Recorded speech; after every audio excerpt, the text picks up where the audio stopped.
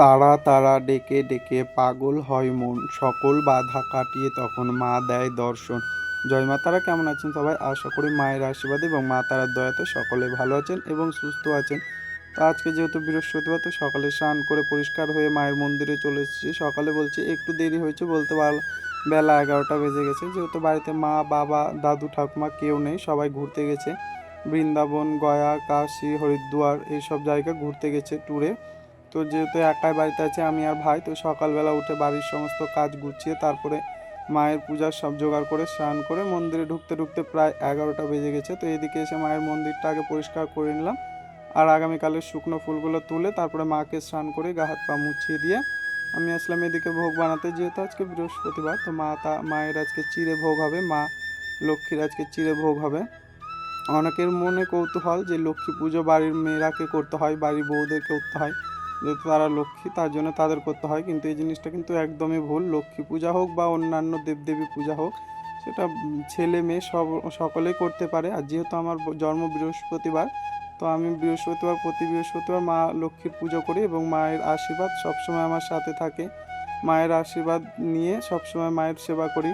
কারো 2-3টা কথাতে আমি এই সেবাটা বন্ধ করব না, কারণ এই সেবা করার পর থেকে আমাকে কারোর কাছে 2টা টাকার জন্য হাত পাততে হয় না। মায়ের আশীর্বাদ সবসময় আমার মাথার উপরে থাকে। তো কারোর কোনো কথাতে আমি কিন্তু এই পূজা বন্ধ করব না। অনেকেই এই কথাটা আমার কাছে জানতে চেয়েছিল যে লক্ষ্মী পূজা ছেলেদের করতে নেই, লক্ষ্মী পূজা মেয়েদের করতে হয়। তবুও আমি লক্ষ্মী পূজা ছোটো থেকেই করি, যেহেতু মায়ের আশীর্বাদ আমার সাথে সবসময় থাকে।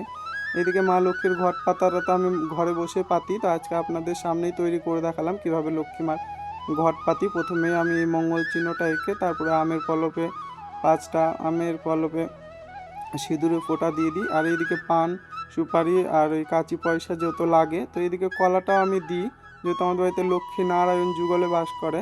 তো কলাটা আজকে পাওয়া যায়নি তার জন্য এই কলা ছাড়াই আজকে ঘরটা সাজালাম, যেহেতু আমাদের বাড়ির এখানে কলা সবসময় পাওয়া যায় না। তো এদিকে ধান দুব্ব ঘটে দিয়ে তারপরে মায়ের ঘরটা সাজালাম। তো যখন ঘরটা পাতবেন নিচে ধান দুব্ব একটু ফুল দিয়ে তারপরে কিন্তু ঘরটা বসাবেন, আর ঘটের ওপরেও কিন্তু ওই 7টা না তো 5টা ধান দুব্ব দিয়ে ঘরটা সাজাবেন। এইদিকে লাল জবা দিয়ে তারপরে আমি ঘরটা সাজালাম। মা লক্ষ্মীর ঘর সাজা হয়ে গেছে। আর এদিকে আমি ভুলেই গেছিলাম ওই তোমার তিল জল দিতে, ওটাই দিয়ে দিলাম শেষের দিকে। এদিকে মায়ের ঘরটা পাতা হয়ে গেল।